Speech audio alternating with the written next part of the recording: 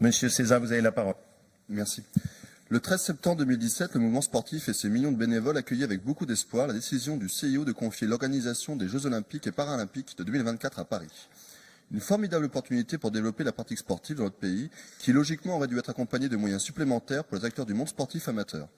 Un an après, ces derniers déchantent et subissent les conséquences sur le terrain des décisions néfastes de ce gouvernement qui se traduisent par un désengagement massif de l'État dans sa politique de soutien au sport. Une baisse de 7% des crédits consacrés au sport en 2018, la suppression de 80% des contrats aidés pourtant indispensables au bon fonctionnement de nombreux clubs sportifs d'ici 2020, la diminution sans précédent des taxes affectées au financement du sport, taxes Buffet, et sur les mises des Jeux via le CNDS, 135 millions d'euros de moins en 2018, sans même évoquer la menace que fait peser la privatisation de la Française des Jeux sur la pérennité de ces taxes. La lettre de cadrage budgétaire de la ministre des Sports, qu'elle a qualifiée elle-même de brutale, se traduit par une nouvelle baisse de 6% du budget des sports en 2019 et la réduction de 1600 postes de fonctionnaires d'ici 2022, soit la moitié des effectifs du ministère.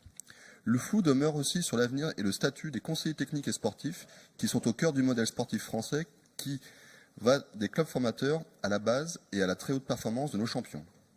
La région Auvergne-Rhône-Alpes est la deuxième région française pour la pratique sportive licenciée.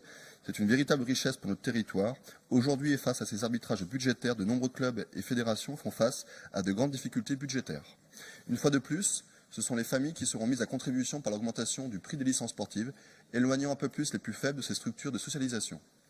Par ce vœu, nous voulons tout d'abord apporter notre soutien au Comité national olympique et sportif français, qui se mobilise par la mise en ligne d'une pétition demandant, au nom des sportifs, dirigeants de clubs, bénévoles, passionnés et citoyens, que le sport bénéficie de moyens à hauteur de ses apports humains, économiques et sociétaux. Nous souhaitons surtout mettre le gouvernement devant ses responsabilités, alors qu'il est en train de détruire le tissu sportif français. Monsieur